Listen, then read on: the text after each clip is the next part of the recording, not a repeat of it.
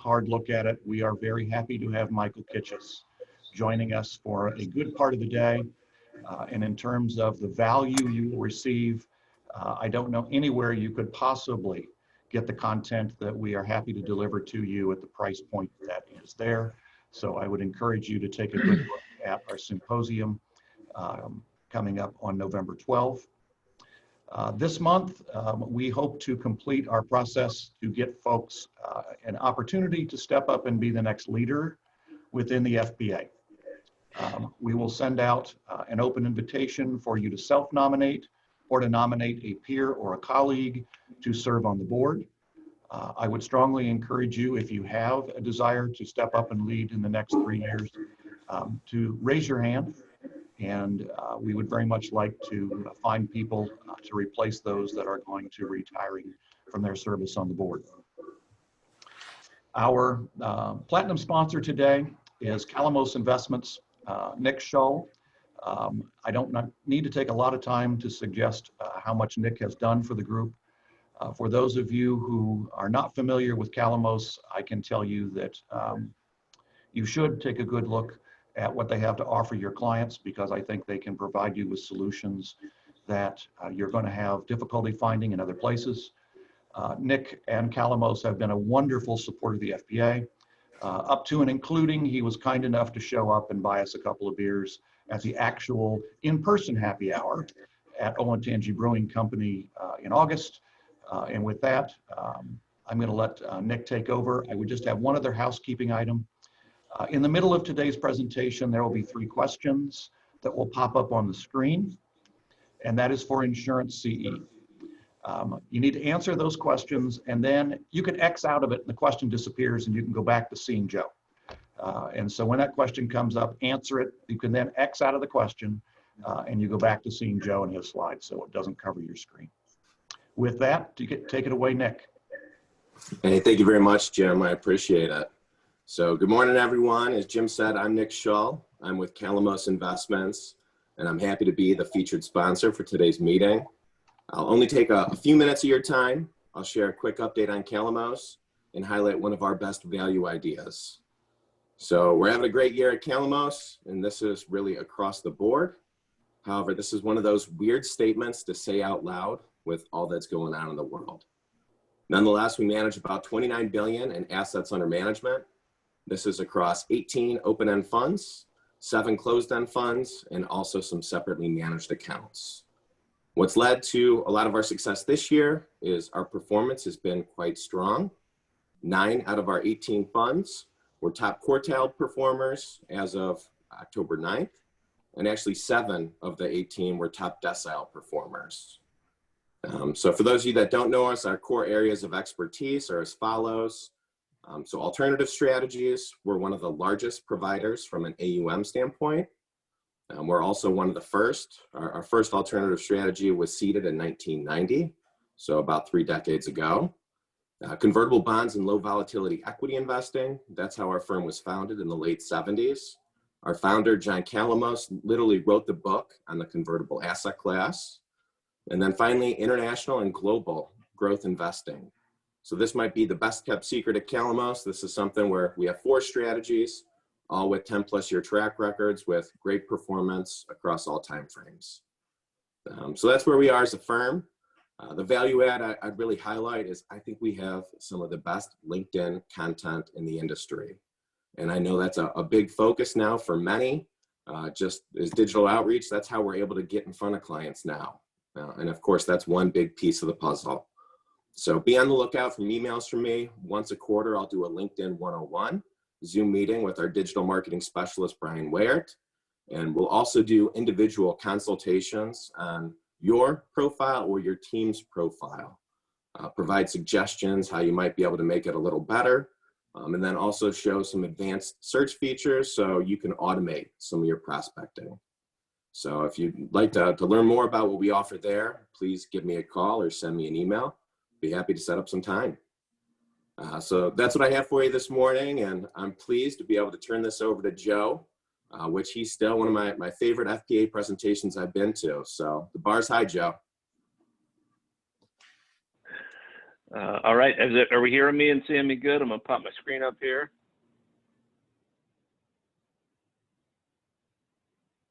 We all good? Thumbs up? All right. Yeah, thanks for having me. For those of you that don't know, I am a Central Ohio FPA member. Today we're here to talk about changing the approach to college funding advice. I'd like to start with putting some things into context. Two sentences we hear a lot in college planning. One is the dialogue between advisors, where an advisor is saying, look, Mr. and Mrs. Client, there's lots of ways to pay for college and only one way to pay for retirement. That's kind of been the standard language. I'm not saying that college isn't retirement is important, but what I am saying is what your dialogue from the parent is like my friend Sam. And Sam's parents, like many parents, said, Sam, if you get in, we'll figure it out.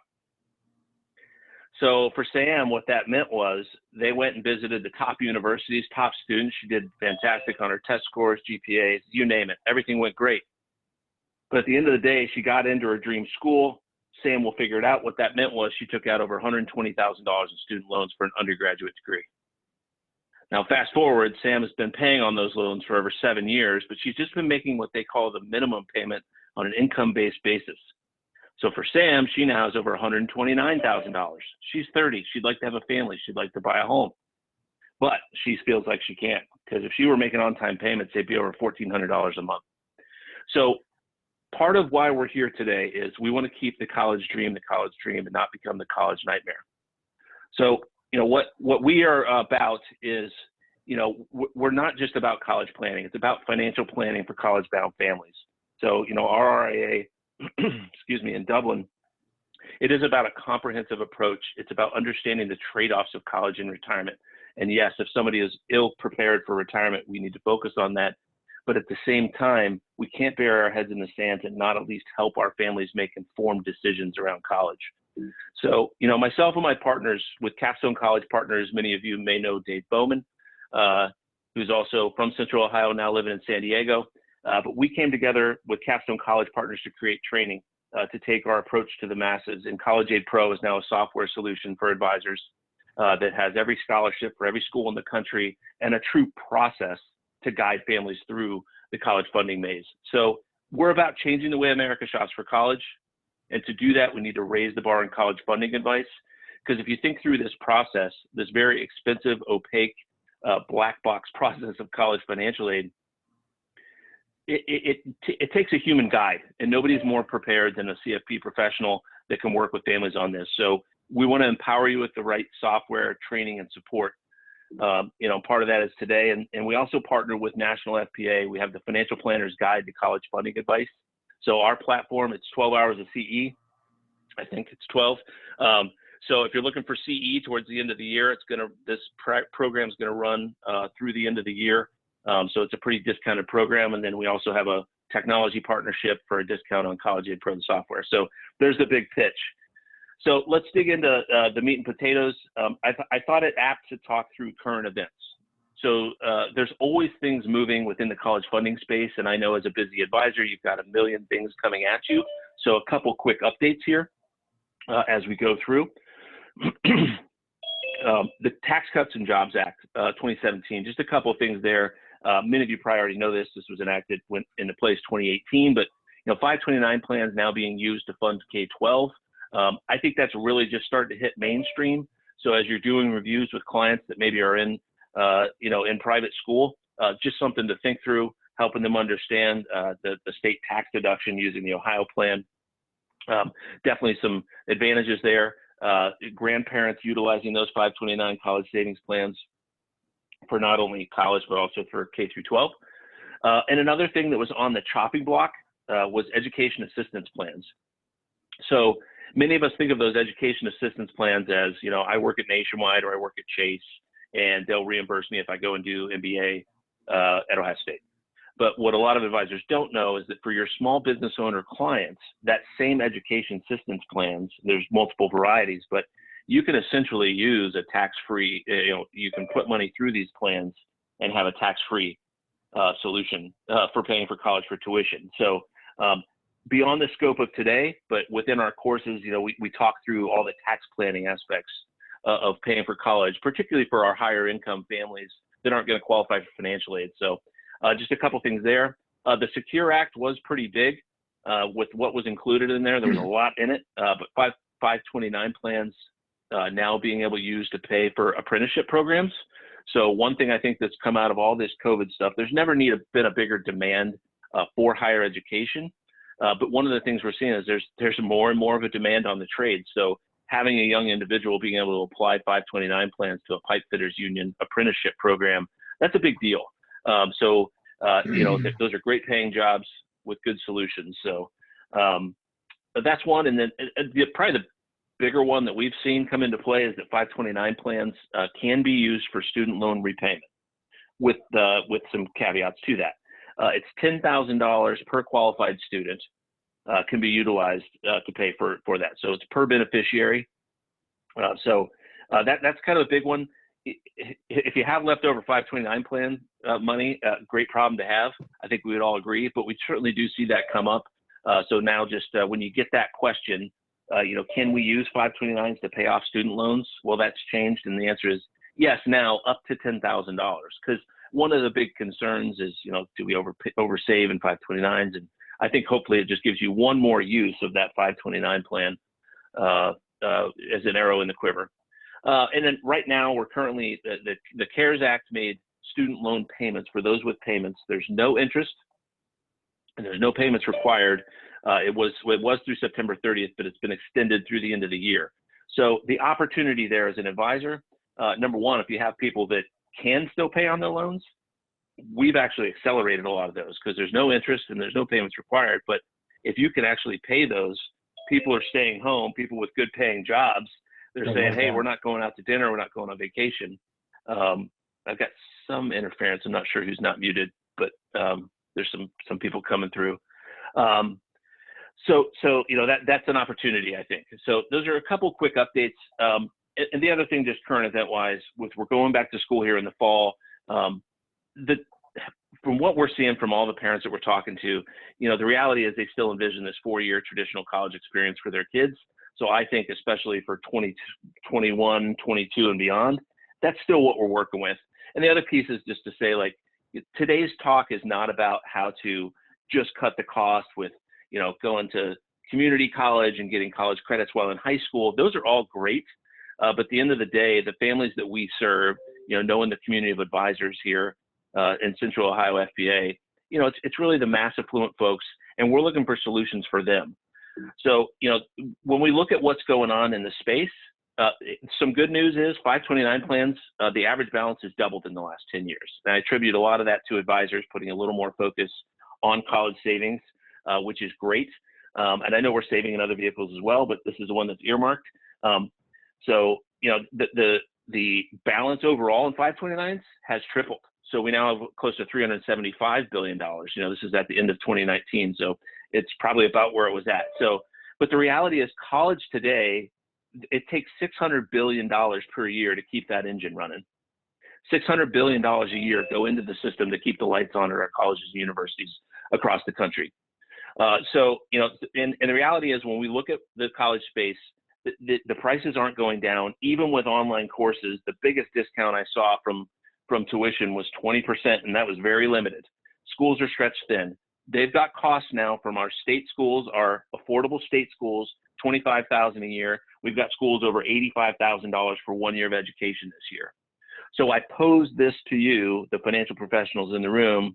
What other investment of $100,000 to $350,000 per student are we not knowledgeable about and giving advice on? The days of saying we don't do that, they need to come to an end, and we need to raise the bar on what we're doing for our clients in this space. Because the parents know the debt's out there. You know, we've had a 120% increase in the last decade in our student loan debt. You know, I can go through statistic after statistic, but the reality is we don't want our clients to be statistics.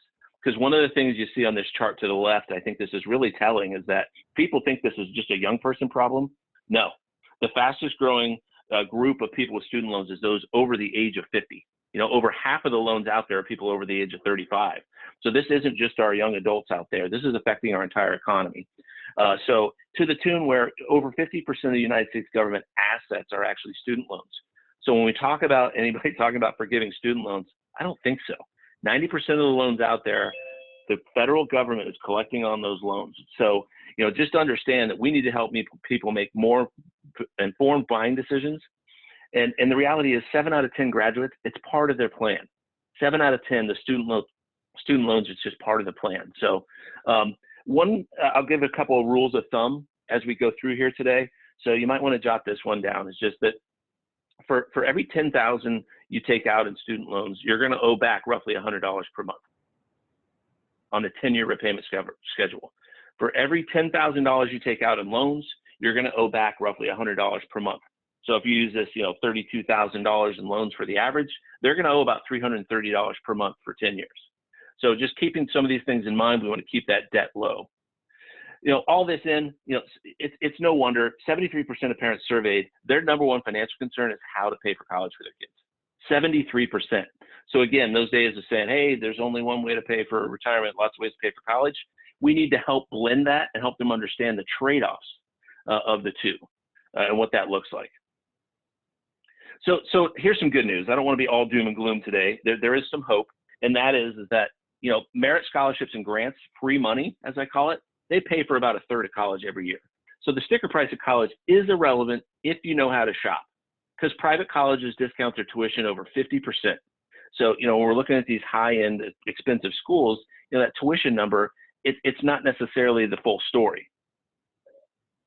So there's two pieces of that puzzle, and I'll get to concrete examples later. We have families that rule schools out based on the sticker price all the time, and particularly our lower income families, they'll rule those schools out because they just look at the sticker and say there's no way. And our high merit that no need families rule them out for the same reason. They say there's no way. But we'll dig into exactly how that's going to work and deconstruct how the process works. So we've broken this down in our software and in our trainings. I've got this dialed into here's the 5 things that families need to know. It's a true process. So if you think of the financial planning process, discovery and going through and plan development, all those pieces that we have, the problem with late stage college planning is there really is not a standard for this. So when I talk about a standard, it's like, well, how do we actually help people logically put these pieces together and understand? So I've spent over a decade putting this together. And here's really where I think it is. It's how do we take complex matter and put it into an understandable and tangible things for our clients? So how do we take all the distraction out, all the stuff? And I said, so here's number 1, how much colleges think you can afford? That's what's called your expected family contribution. Number 2, how much can you actually afford? A process we call college pre-approval, creating a budget. Number 3, how do you find schools are going to be the most generous with financial aid for you and your family? That's key. And then number 4, what's the out-of-pocket cost for all 4 years at that institution after discounts? What's our out-of-pocket cost as a family? And then number 5, what's the funding gap and what's the resulting student loans and loan payment at that college? Right? So how do we pay for all 4 years down to the penny, including any loans and the resulting payment? So we'll go through, concrete examples of how we get through that. It all starts with, understanding the process. Most families find out what colleges think they can afford when it's too late. So the expected family contribution. So if you've got a high school parent right now, my recommendation is you run them through an EFC calculator, collegeboard.org. That next review meeting, take 5-10 minutes and say, let's get a handle on, are you going to be a financial aid candidate or not? So the process is the free application for federal student aid is all schools require this if you want to apply for aid. It drives a federal formula. And I put this together as just kind of a timeline to help you understand, here's what financial aid looks like if I'm a senior today. So we are right now in the fall of 2020, school, going off to school in the fall of 2021. So our seniors in high school are class of 2021. Right now, we're applying for admissions and financial aid in October of the senior year of high school. October, the senior year of high school, October 1, the application for financial aid opens up, and we recommend you file it no later than November 1st. The reason is there's no need to wait anymore. You already have the figures, and the other piece of that is you're basically saying, if you have money, we would like it. So file it and file it early. If you assist them, at least help them understand what's accessible, what's not, which we'll go through here in a second. The question becomes, well, what are they looking at? Well, they're looking at 2 things. They're looking at assets and income at a high level. So assets are as of the day you file. So if I were meeting with a client today, helping them, assisting them with their FAFSA, we'd pull a balance sheet through an eMoney or MoneyGuide Pro, whatever you use. And then we're going to say, okay, here's the assets that are in there. We'll go through what's counted and what's not. And then the tax year is the prior tax year. So we're going off to school in 2021. They're looking at last year's tax return, 2019. So a way to think about that, kind of a rule of thumb thing to jot down, it's the spring of the sophomore year and the fall of the junior year of high school. Spring of the sophomore year, fall of the junior year of high school. Okay, so right now, we're looking at that for, our seniors. Obviously, that ship has sailed, and our juniors that are coming up, this is the year they're looking at, 2020. So if you want to make any impact on the income, because you can, if you've got a business owner client, can you accelerate expenses into 1 year to drive down that income, look as poor as possible? Can you not take the commission? Can you defer a commission? If you're a financial aid candidate, are there things you can do, but understand that basis is on that prior tax year. So another piece here, obviously, we've got over 30 million Americans that have been, unemployed and now underemployed. So situations have changed, right? So the 2019 tax return may very well not reflect your current situation. So the advice there would be, when you're filing these applications, if it's a renewal or if it's brand new for a freshman going in, you have to work with the school on an individual basis, because the form is going to give them what it requires, which is 2019. But you're going to have to communicate, or the client is work with the school to help them understand, hey, we have a circumstance here, and the schools know this and they've been bombarded. So the thing that I guess I would want you to know is that people have thought, well, gosh, if we go to them for more money, are they going to take away what we have? And the answer is no. The school's never going to give you less than what they've already offered. I've never seen it happen in working with thousands of families. Never seen it happen. So what we saw last year, and now even coming into the fall, is schools have actually been more generous,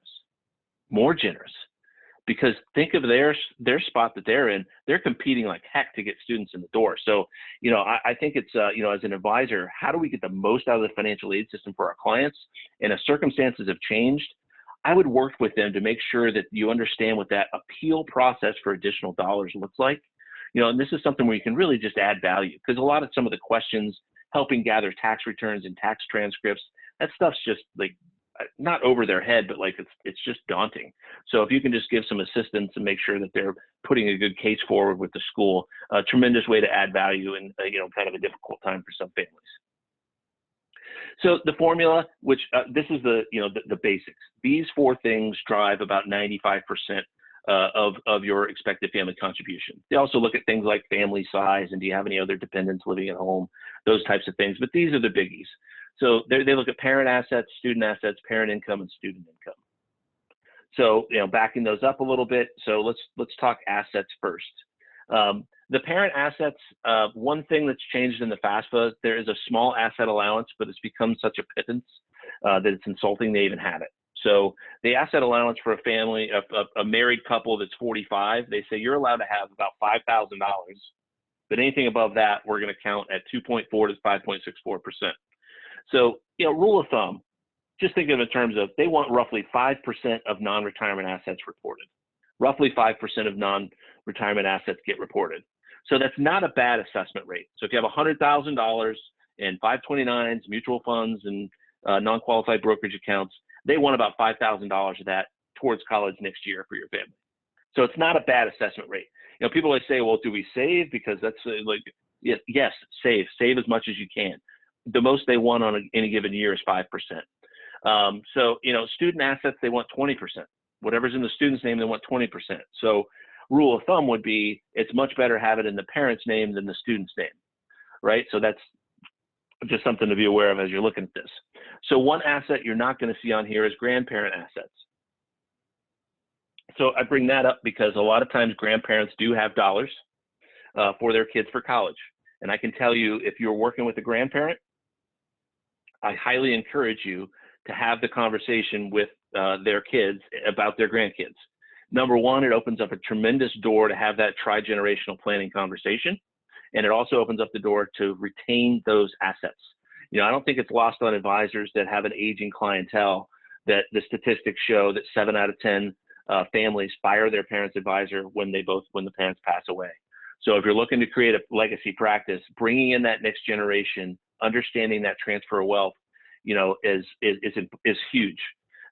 Cerulean Associates has deemed it the great wealth transfer. The estimates are over 68 trillion will pass over the next 25 years down the next generation. And that's going to be Gen X squarely planted there, and even some millennials will fall in there. So if you're looking to work with the next generation, this is a great way to bring this in with college conversations and letting them know. We work with parents all the time, and we get to the point where we talk about grandparent funding, and they have no idea what the grandparents have. They're like, maybe it's like 10,000. I was like, well, is it 10,000 or 10,000 a year? Very different. So, and how that comes into the financial aid formulas, it may not count as an asset because it's not on this board, but it can count as income. So being careful with tri-generational planning. Your clients, if we're working with grandpa and grandma, they have the best intentions to provide for a good education.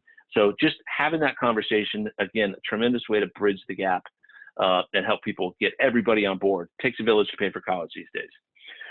So, when we look at assets, the main things they're looking at, everything off to the left. So assessable assets, cash, 529s, mutual funds, any equity in real estate, vacation properties, those are all counted. Off to the right, all retirement is not counted. So anything in IRAs, 401ks, pensions, not in there. Cash values of life insurance, not counted. Annuities, not counted on the FAFSA. Many of the profile schools, which are those who are the most generous with financial aid, are counting annuities, after-tax annuities, and many of them are also looking at cash values and life insurance now. So, the tides are turning.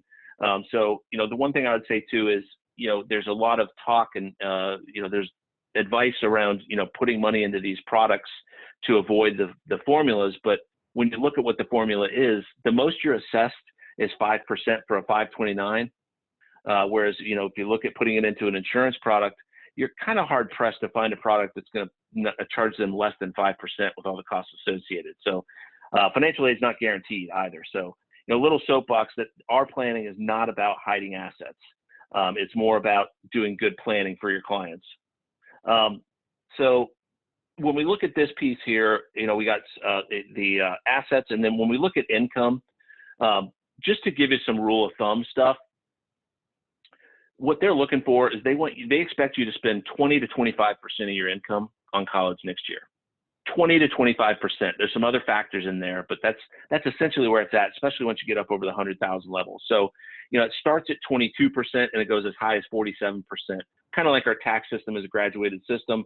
The financial aid formula works very much the same. So that 20 to 25% should give you a good idea. If we look at, 20 to 25% of their adjusted gross income is what they want, and then 5% of their non-qualified assets. So if you're looking for the kind of a quick, dirty back of the napkin way to do it, that's hopefully helpful for you. 5% of assets, 20 to 25% of income. Higher the income, the higher the assessment. So we put together this chart just to show you kind of based on just on income. If we just looked at income, no assets considered, here's the deal. It looks like the poll's up if people have their head down. So if you want to answer the polls while we're in here, make sure you get your CE. Hey, Joe, you're not supposed to call from that, but it's already gone. You can't identify that it's okay. Sorry. Okay. I didn't know that. No, it's just right in the middle of my screen. You can exit out too if you want when it's up there. Sorry. All right. Okay, bye. All right. I was just kidding. There's no CE up right now. Okay. So 2019, we stripped out the formulas that just based on income. If you're a family of four, so you got two kids making $150,000, they want around $32,000 towards the cost of education next year for your kids. So, this is a process. You repeat it every year. These things can change. You're going to submit the FAFSA for pretty much every family. And I say the plot thickens because there's actually another form that's required. The FAFSA has actually become fairly, it's formulaic. It's plug and play, like it is what it is. You put the numbers in, it spits it out. And it's also become easier to fill out because there's what's called a data retrieval tool. Which goes out to the IRS and pulls in the IRS information for their income and what they need from their tax return. So that's saved a lot of errors, and it's saved a lot of time for people. So the FAFSA has actually become, I think, fairly simplistic. The vast majority of schools only require the FAFSA. There's some of our most elite and most generous schools require what's called the College Scholarship Search Profile, which is ran by the College Board, and that's an institutional formula. So I think of the institutional formula, This is a formula that is a little more subjective. Literally, a financial aid officer sits in that office and goes through all the financials, and they dig much deeper into your income, your assets, your expenses, and everything. So that one's kind of a bear to fill out. So, that's that part of it. And so with that, you've got profile schools, you got FAFSA schools, and now you also have what we call consensus methodology schools. It's about 26 of our top schools out there. They've come together and said, hey, we're going to look at this the same way because we're competing for the same grade students. So you got three different methodologies out there, different formulas being used across the board. And there's a lot of subtle differences between them. But we just kind of say, here's some of the key differences that we see. There's really 8 or 9 that really pop up very often. So, going down this list, if you look at home equity, the FAFSA schools, they don't ask about debt. They don't even consider it in the formulas. But when you look at the CSS profile and consensus schools, they absolutely look at it the vast majority of the time. So that's a school by school thing, and it's a year by year thing. So that's why I say it varies. Some great schools like Stanford used to assess home equity, but they've thrown that out of their formulas now because they've identified that, look, just because you have a house worth $1 million in Southern California doesn't mean you're rich. Just means you maybe bought at the right time and you have a place to live and you have a roof over your head. So that's a very important one for some families that own their home outright, et cetera. The next one there, assets and students' name. So I mentioned 20% is what the FAFSA wants, 25% of that asset's what the profile wants, but the consensus only wants 5%. So that's kind of an interesting one to think through, because we had a real life case example where we had a student looking at MIT and looking at Carnegie Carnegie Mellon as their top choice, and I encouraged them to look at MIT because they had a $100,000 trust account for the student that we couldn't really do much with. So what that meant was Carnegie Mellon thought that you could afford $25,000 out of that account for the year, but MIT only thought they could afford $5,000. So you can imagine, I always say our fees become irrelevant really quick when their student got into MIT and we nailed it that, Carnegie Mellon was going to be about $20,000 more expensive. So, those are the kind of things that the nitty gritty that we get into. The other one is the big one is divorced parents. So, in the divorce situation, they look at what's called custodial and non-custodial parents. The custodial parent's basically the one that the student lives with the majority of the time. 51% of the time, it provides most of their support. And that's all the FAFSA looks at. Whereas the profile schools and consensus schools, the vast majority, I only know of a handful of CSS profile schools that do not, high-end private schools that do not look at them, but most do. So, like concrete example, if you looked at a divorce situation, and this is from our calculator that we have inside of College Aid Pro, your federal EFC, maybe I only make 65,000. I've got some assets, and my EFC is only 21,000. But my ex-wife, she has makes significant income, so 150, 200,000. So our EFC institution to institution is dramatically different. So so imagine we're financial advisors. We get numbers. Imagine you're a single mom trying to navigate this process, and imagine the value you can add when you can help them really understand that, look, you're a snowflake in this process. There's a lot going on. What I've learned is there's some schools that may be better for you from a financial aid standpoint than others. So, these are the types of things we try and illuminate with everything we're doing. I'm going to save questions for the end. I'm happy to stay on, but I'm going to try and get through the material as we're rolling through here. So step number one, we now understand what the schools think we can afford, which is important. Most families find that out when it's way too late. The next part of the process that a lot of people don't put pen to paper is this novel idea of let's create a budget for college. It's not just college savings. So part of our college pre-approval, and we've got worksheets, you can download them and utilize them with clients. It's just helping them understand how are normal families actually paying for college. They're ridiculous prices. So we just break it down and we say, look, there's parents' contributions, there's students' contributions, and then there's grandparents and outside help. So let's deconstruct what each of those look like. So if you were going to college today, what do we have set aside for this student for college? This is a powerful exercise. It's simple. It takes all of 5 minutes, but okay, let's talk about 529 plans. Great. But what are you contributing on a monthly basis? $200 a month. Great. How long until college? Well, we're a freshman, 4 years out. So we've got 529s. And then are there any other assets we have earmarked for college for this student? That's important for college for this student, because what you do for one, you typically like to do for all as a parent. unless there's like a black sheep, but besides the point, so what assets are there? Because we don't want to pull on retirement accounts unless it's earmarked. That's an important part of balancing college and retirement. And then cash flow is a big one. Going through the exercise and helping families understand, hey, what could we cash flow? A lot of times cash flow is actually pretty good for college-bound families, because if you think about where they're at in life cycle, there's a couple things going on. This is the first time in their life that they probably have had to do a financial plan to decumulate assets. Think about that. We talk about the decumulation of retirement. Well, taking money out is really an abstract thing to a lot of parents. So trying to figure out, like, how do we actually pay for this? So when you set up a retirement income sheet, they want to say, this much from pension, this much out of my Roth IRA, this much out of my traditional IRA, whatever those numbers are. And we want to try and do the same thing around college, is like, how are we actually going to pay for this puppy? So, earmarking, cash flow is good. So if we say, look, what are you saving in retirement? And then what do you also have, or what are you saving into college today? So if you're already doing $200 a month, let's continue that through school, right? Planning software can do that for us. And then what else goes away when the student goes off to school? Like, what, if they're not eating out of your fridge, you're gonna pay for their meals there. So taking that and transferring that on the balance sheet. So it comes out to $20,000. $400 doesn't sound like much, but if we can be intentional with that $400, and typically we just drive that right through the 529, so it's earmarked, by the way.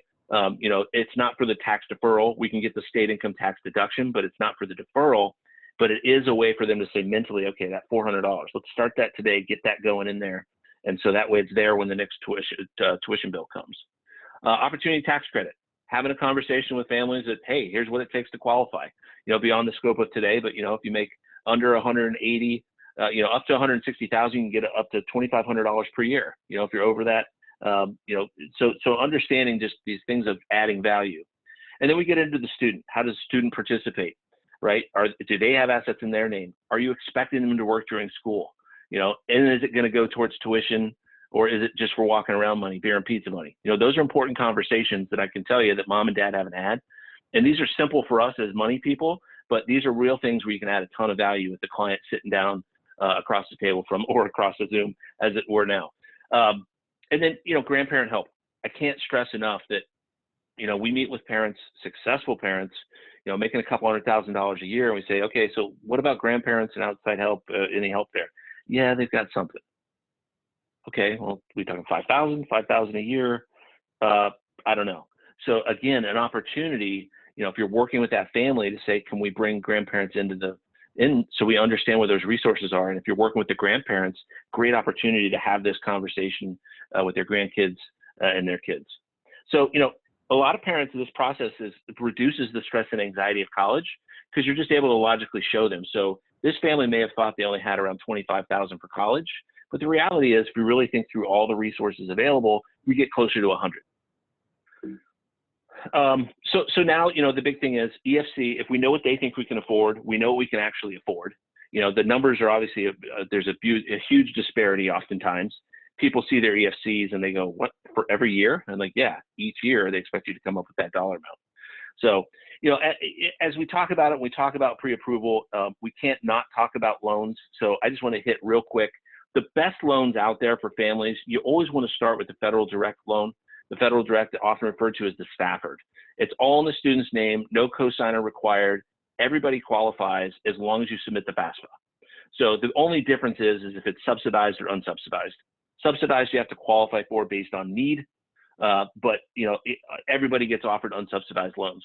So the interest rate right now, like a lot of our interest rates, extremely good, 2.75%. For somebody with no credit, pretty good. The big thing I want to impress upon advisors, though, is that if you need loans for school, understand the amount of loans you need over all 4 years, because these loans are use it or lose it each year. The temptation oftentimes is we'll just use 529 plan for year one, and then we'll go ahead and we'll figure out the loans when we need them. Whereas a better strategy actually is to say, what do we need over all 4 years? And if we do need loans, understand that $5,500 we get as a freshman, $6,500 as a sophomore, $7,500 as a junior and a senior. So that is important because if you don't, you're going to get into a situation where you're taking out less favorable loans in my opinion, which are either federal direct parent plus loans or private student loans. So, you know, if you're a student, the private student loan, there's always a cosigner required. It's with the bank. It's essentially based on the credit of the parent more than it is the student. And, you know, you can't transfer those. Many times, you know, it's the student. And so, you know, it's with the bank. There's no forgiveness. There's no anything like that. It's just a loan with the bank. And they're happy to give it to you because these loans are unbankruptable. So the federal plus loan, the parent plus loan, biggest trap. If you see parent plus loan, just think trap. And, you know, I saw Joe, he said the parent plus loan is a trap. Why do I say that? Because the schools have built this out and the federal government has built this out. Little conspiracy theory here, but I know I'm right. So they've built this out. So the school says, hey, we cost $50,000. We're going to give you $25,000 in discounts. You got to come up with another 25. If you'd like a parent plus loan to pay for the rest, just click here. It's literally that easy. It's literally that easy. And that's what parents will do without guidance. That is the way of figuring it out oftentimes, you know, like Sam and her parents. So, you know, student loans, we could talk about this for days. I've got a session with Heather Jarvis on Thursday, a full day on, you know, student loans and our piece. So, you know, there's a ton to understand here. I just wanted to give that treetop level view. So now we get into kind of I call it kind of the fun stuff. You know, how do we find schools that are right for us? They're going to be most generous financial aid. And the key to understanding that is, you know, there's two types of aid. There's merit-based aid based on the merit of the student, and there's need-based aid based on qualifying based on your financial resources of the family. So merit-based aid is what it sounds like. It's scholarships. You know, it's for unique ability, either academic, athletic, et cetera, performance. Need-based aid is actually much more complex in that it comes in the form of grants typically, but it also comes in what they affectionately call self-help. So self-help is student loans and work study. And yes, the largest need-based financial aid program out there today is ding, ding, ding, student loans. The student loan crisis is, I see this as, you know, you got the schools, we need to pay for it. So the government comes in and says, we got all these loans and okay, great. So how does this work? So need-based financial aid, it's a fairly simple formula. They look at the cost of the school, the all-in cost, tuition, room, board, books, fees, everything. And then that EFC, expected family contribution, and that cost minus EFC gives you your need. So if a school costs $50,000, we've got an EFC of 20, you're going to have a need of $30,000. Same family, school costs 20, EFC of 20, you're eligible for $0 in need at that institution. Now, a caveat here is that just because you qualify for that $30,000 in need-based aid, that does not mean that they have that to give to you. Some schools meet 100%, other schools only meet 15, 20%. So it can vary widely. So a couple things to kind of put in your arrows to put in your quiver would be, understand that it's an EFC, expected family contribution. So when you have two kids in school, that EFC is essentially split. It's not always 50-50, but it's think of it in terms of, you know, if we have an EFC of 20,000, when we have two kids in school with overlap, there's going to be 10,000 each. So we would qualify for a lot more need-based aid when we have two in school. So concrete example there. We had a family, they're freaking out. A student got into Columbia. You know, I talked to them, what was it, at the beginning of the school year, you know, last year, they're figuring it out. And I said, well, what's your EFC? I said, well, gosh, it came out to be like $75,000, $80,000. I said, okay, well, tell me the rest of the family. Well, they've got a student coming up right behind. And what that meant for them was the first year, they were basically going to pay full price, but years 2, 3, and 4, they'd only be expected to pay about $45,000 per year because of the overlap in students. And that brought that dream school into play. So that's something a lot of advisors may not know, because the schools only show you the first year. You know, they're going to show you, here's your first year. So great way to, you know, when you're looking at it, it's all 4 years. This isn't a one-year proposition. So another thing you may want to do, I would recommend, if you've got a college-bound person in your midst, you know, you've got a 9th or a 10th grader, go get your EFC. Get an EFC calculation at thecollegeboard.org. So understand, will we qualify? And then go to a net price calculator. Every school is required to have one. So, you know, I'd go to a private school and a state school, plug in some information on the website for a net price calculator, income, assets, GPA, ACT, that kind of stuff. And it'll show you, if you came here last year, this would have been your out-of-pocket costs and this would have been your discount. So again, just some powerful things to do in 5 to 10 minutes in a review session. You know, instead of spending all your time on portfolio review, this is something that can add a ton of value. So here's, you know, the question becomes, how do you find the right schools for you? And I always say, you know, you are a snowflake because it depends on your income and assets, the financials. It depends on the academics of the students, and it depends on the school's business model. So, you know, here's how we cut this out: high merit to low merit, low need to high need. So the way the family on the top left shops, which is what most of us work with, is very different than somebody on the top right. If you have a talented student and you have talented parents that make a good income, they're not going to be need-based candidates. So we need to focus on schools that give great scholarships regardless, things like test prep and also tax aid. It's finding the right schools that are going to give us money. On the right, we want to find schools that award based on need, and 100% of it, you know, if you got a talented student. So how you shop can be very different depending on where you sit on the quadrant. Finding schools that are most generous. So on the left, these are the three things that really drive that really drive people not finishing on time and finding a great fit. So academic, social, and financial. Financial is the biggest reason people transfer and don't finish school on time, by the way. But the other ones are important. And that top 25%, why do I say that? If you are a school, put yourselves in their shoes. One of your jobs is to attract an awesome class. There's an enrollment manager that does this every year, and they say, we've got to put together this awesome class. They've got diversity of goals, they've got this and that, but ultimately one of their big things is, how do we raise our academic profile so that next year US News ranks us higher, Forbes ranks us higher, et cetera, et cetera. If you're in their shoes, who are you going to give money to? Those that are in the top 25%. So as you're looking at schools, you want to find schools. If you want to find scholarships, top 25% is key. Over on the right, just a couple things. I won't belabor it too much, but graduation rates have become important.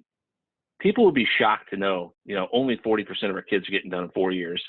You know, less than 60% are getting done in 5. So, you know, it's not getting to college, it's getting to and through college, because nothing is worse than 2 years of college with no degree, nothing to show for it. So it's important as we go through this process and understand a lot of the reason that those graduation rates are abysmal, people run out of money. So having a plan to pay for all 4 years is important. How financial aid award is probably the next, you know, really important thing, and that's what we'll spend the rest of our time on. And we'll be sending out the slides, but there's just a couple of good resource sites I list here if you want to go research schools on your own. College Scorecard, College Board, College Data, and then Tuition Fit is a group my friend Mark Salisbury runs. It's a really cool thing they're doing over there to try and democratize the way we shop for college as well. So scholarships. Digging into this, you know, Sallie Mae does a study every year, and this year it actually even pumped it up even further. The point of this slide is to understand the institutions themselves give away 90%, nearly 90% of the grants and scholarships. Private scholarships are great. There's over, you know, $20 billion in scholarships and private scholarship every year. The problem is college costs $600 billion. So, you know, it's an important piece of the puzzle, but it's just not what it, you know, it's all made out to be. So shop where, find the big discounts first and then come back and find more. Athletic scholarships, less than 0.5% of kids get it that have played athletics in high school. So that's the deal there. So the big thing to understand is schools look at this very differently. Some schools do this on a competitive basis. So again, that top 25% becomes important. So, you know, you got 1,000 kids applying, we're going to give away 10 full rides. So on the right is what we call package schools. Package schools are our small privates. Nobody's paying full price to go to these schools. So for us, you know, it's Ohio Dominican, it's Capital University, it's Otterbein, it's Marietta. You know, these schools, you know, nobody is paying full price there. They have to compete with our private schools, and they have to compete with the state schools. So they're giving significant discounts, 50, 60% tuition discounts to get these kids in the door. So that's our small privates. Don't rule them out based on the sticker. Understand that there's big discounts for most kids going. And in the middle, automatic scholarships. If you do this, you'll get this. So I think we pulled up, yeah. So this is, you know, an example that's people always ask about it, like what schools are out there that have automatic scholarship grids. And here you go. Here's an example of one. You know, state schools, some of them are doing a lot to attract out-of-state students that are really talented to come to their school. Alabama would be one of them. The whole SEC, for the most part, South Carolina, Ole Miss, they all have programs to attract out-of-state kids to come, and they're giving away significant dollars. The thing I look at, you know, when you look at this chart is to understand, like, what does it mean to go, you know, if we get increases in ACT scores? Well, it can mean thousands upon thousands of dollars per year, just by getting 1 or 2 points better. And this is on an automatic basis. So, these are things to understand. That's how schools do it. And at the end of the day, as a school, do they have a merit-based aid or a need-based aid financial aid policy? So it's just fundamentally how they run their business. Think of it in terms of what is their business model. So, on the right, we've all heard of these schools: Northwestern, Notre Dame, MIT, Harvard. Well, look, they don't have academic scholarships. And that's a tough pill to swallow for young adults. It's a tough pill to swallow for parents that live in, Dublin and Upper Arlington and Olentangy. But the reality is, you're going to pay $80,000 plus each year if you're a high EFC family. There's no discounts available to you except for at Northwestern, Notre Dame, but you got to be like 6'4" and run a 4.240. So there's athletics, but there's not academics. So on the left, we've got great schools that they'll give you merit aid regardless. Schools like Tulane, I put Baylor in there, and Case Western. So, we look at the business model here. This is a snapshot from College Aid Pro. On the left is about admissions, but I want to focus you on the right of the screen. So on the right of the scene, it'll say cost of attendance, $74,000. They use the institutional method. If you have need, they meet 100%. That's awesome. But what about me? I'm not a need-based candidate. Well, 44% of students here at Denison, they're going to get a non-need merit scholarship offer. And on average, that is over $22,000. So nearly half the kids get it as $22,000 discount. So if you're in the top quartile, you're probably going to get more than 22. So, but I bring this up because if you're looking at things in eMoney or MoneyGuide Pro or whatever program you use, they're only showing you that cost of attendance. You got to understand what's the discount. That's close to $100,000 off the sticker price. The same situation here. Like if we look at Penn and all the Ivies operate like this, Penn's $86,000 coming into next year for 1 year. They use a consensus method. They meet 100% of need. But looking here, how many kids don't get scholarships without need? Zero scholarships. They don't have them. Everybody gets into valedictorian and perfect ACT. So just understand, having that conversation when you've got a sophomore and a junior in high school, much better than having it when they got the UPenn letter in the hand and you said, if you get in, we'll pay for it. We'll figure it out. It comes down to the 4-year out-of-pocket, understanding how do we compare and contrast schools. What's the out-of-pocket cost on a 1-year basis? So, this is literally a family that has a pretty good ACT, that's in the middle, EFC-wise. So they're going to get some need-based grants at some schools. They're going to get some scholarships. But if you look over here, it's all about the net cost.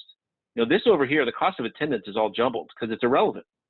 So, you're telling me that Penn State's going to cost me significantly more than Dayton? Well, what's the deal? Like, how is that, how are these things possible? And the reality is it's about financially and how they run their business. Where the rubber hits the road is how do we actually understand and compare what's our funding gap compared to our budget with our net cost?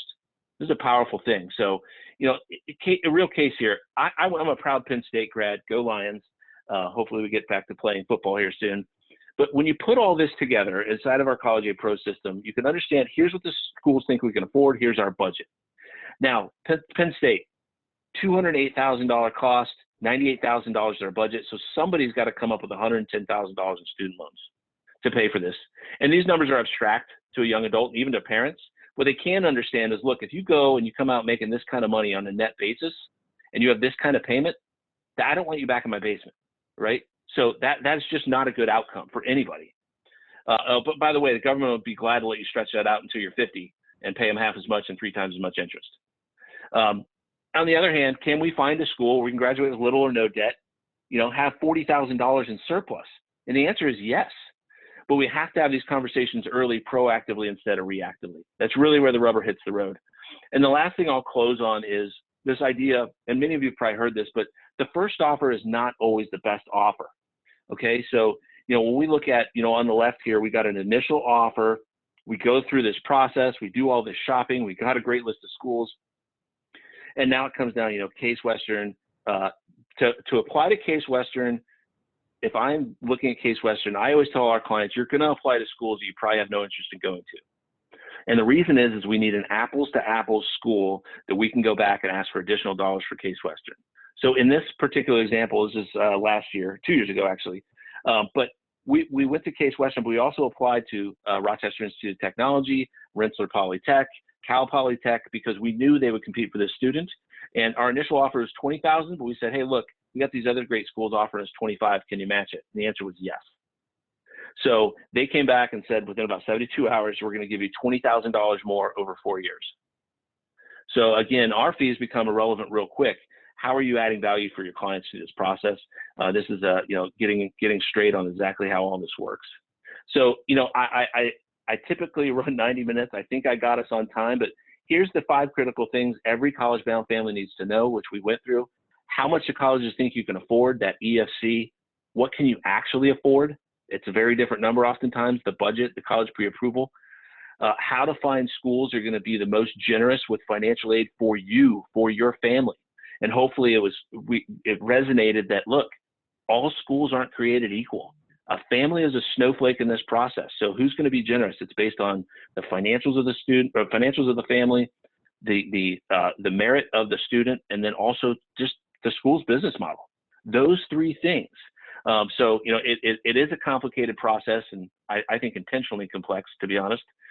So once we know that, like we talked about, like what's the out-of-pocket each year for that institution? What's our out-of-pocket after discounts, be that need or merit? Because all we care about, what's our bottom line, right? And then the big thing that we really feel is missing in this process is, what's the finish line look like? How do we get to better outcomes with college? And that's about understanding the college funding gap, the resulting student loans, and the student loan payments for someone if they go to that school. So, that is, like I said, a logical way to go through this process that we think we've really, hopefully been able to put together a construct.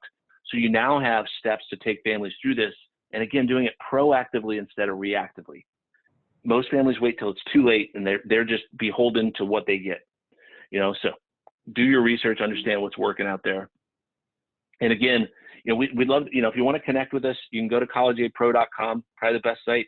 But again, we are able to change the way that America shops for college, but it's like moving a tanker, right? We've got the forces against us, which are the United States government and the higher education system. But if we have more informed advisors, if we can raise the bar in college funding advice across the industry, and everybody can get on board and say, look, this is part of what we need to do as part of a comprehensive financial plan, we can have better outcomes. So Sam doesn't wind up with $120,000 in student loan debt. Nobody wanted that, but Sam didn't fail. Her parents didn't fail, but at the end of the day, that's what happened. So we need to get better outcomes and focus on those 5 steps.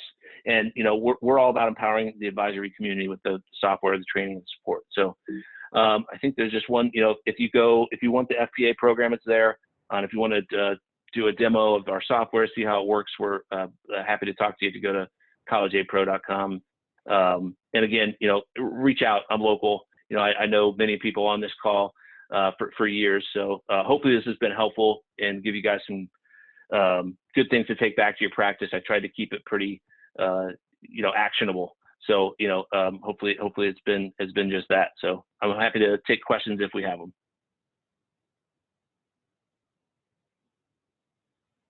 Folks, you can unmute yourselves if you would like to ask a question, or you can type it in the chat. Joe, can you see the questions online? In the chat? I can, if they're all in chat, I can see them. Yeah, basically the first question I see is, are the slides going to be available? Yeah, I'll get you a PDF of them. Yeah. Okay. And just for the record, and I put this in the chat also, And I don't see any other questions. Would anybody like to post questions? And hang on, I see no one came in. How much does College Aid Pro cost? College Aid Pro is $99 a month, and then there's a 15% discount for FPA members. Purdue and the University of Cincinnati, are they merit-based schools? Yes, they have scholarships, both of them do. They'd be examples of state schools that certainly have merit scholarships, but to be honest, they're pretty stingy because they have people want to go there. So hopefully that's helpful. But yeah, they do have merit-based scholarships.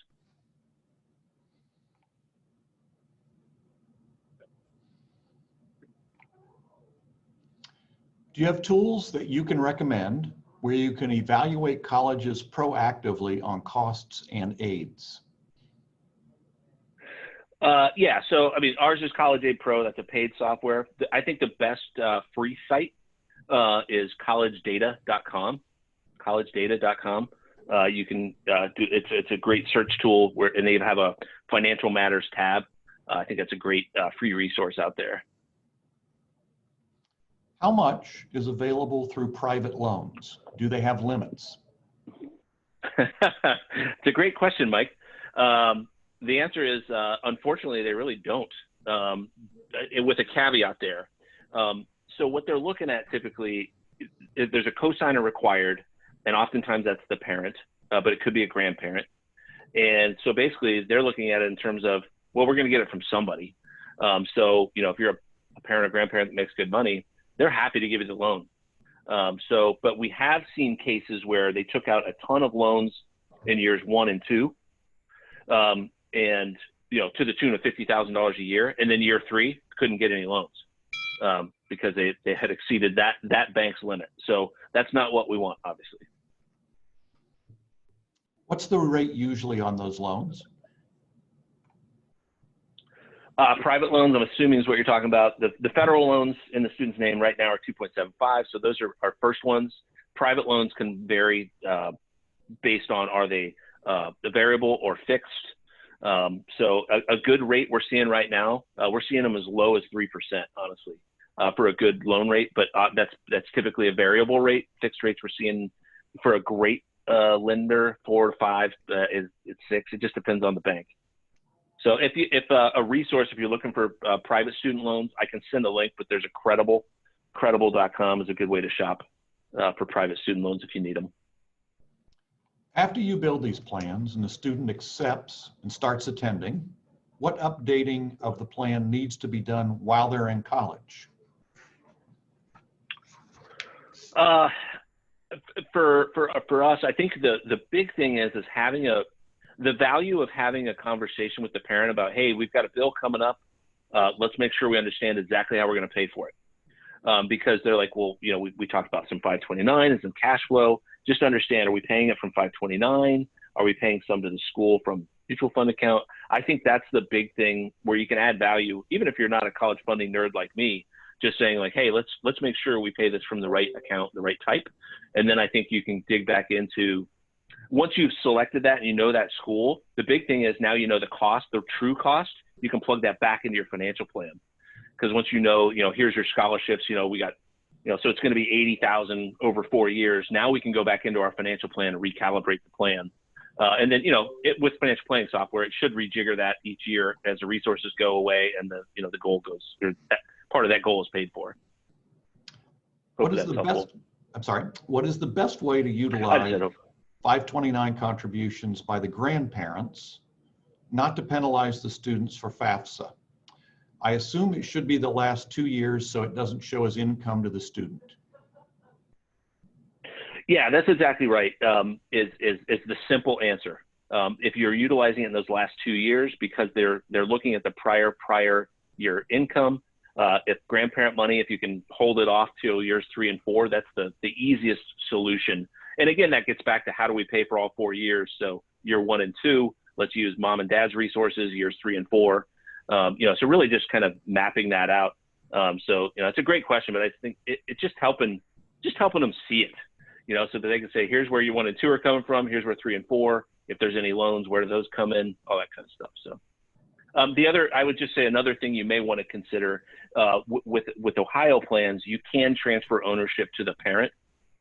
So that it's not going to be assessed as income. So if you needed those dollars in years 1 and 2, most plans do allow for a transfer of ownership to the parent. So at worst case, it's going to get assessed at that 5.6% as opposed to as income. So hopefully that's helpful.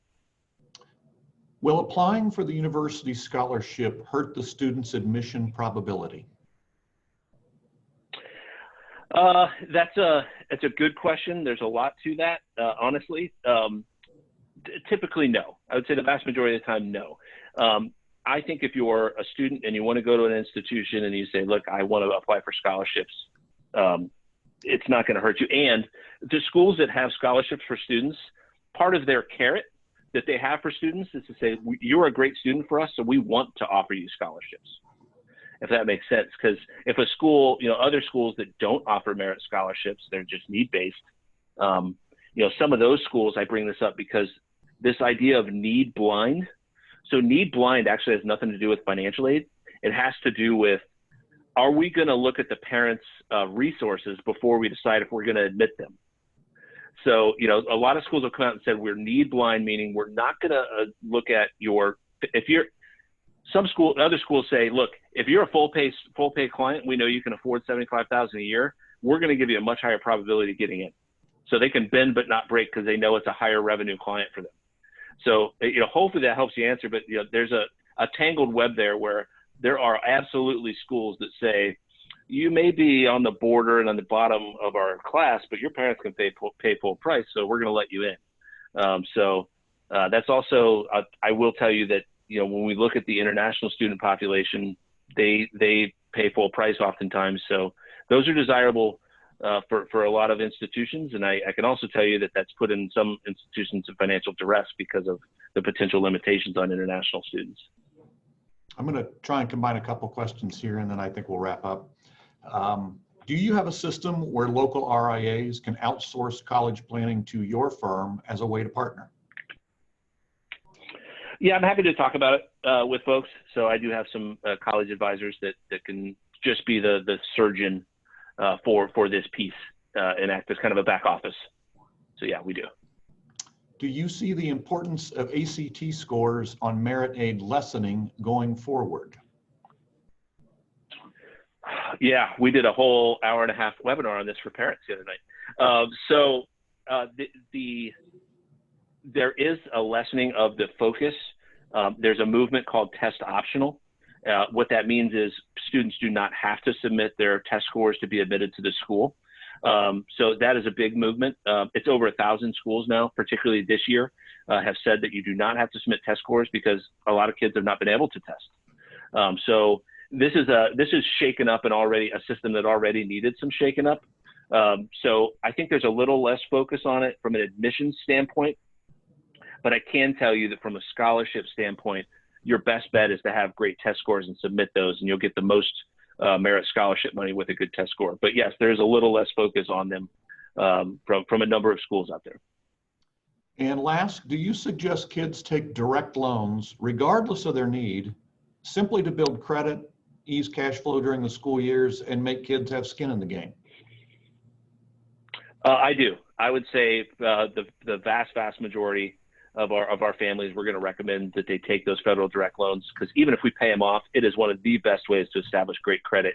You know, for a young student, it gives them a leg up when they're out of school. And I love the skin in the game, and because they have to sign that promissory note. So if we're trying to get young adults to have a financial lesson, having them understand that, like, look, you're going to have to take out this loan. This is your part of it. Even if the parents fully intend to help them pay that off, it's a great lesson in, you know, financial. Say, hey, here's an interest rate. Here's what you're signing off on. And yeah, I absolutely do. So I appreciate that question, because it does ease the cash flow. And also with this ability to utilize 529s now to pay off loans, that has even become more of a strategy that I think is something to consider. All right. Thanks so much, Joe. Predictably, you are one of our most well-attended and desirable speakers, and add great value to our members. Next month, everybody, look forward to seeing you, I hope, at Symposium with Michael Kitchis. Thanks, guys. Appreciate the time. Hello, everybody. I see lots of familiar faces.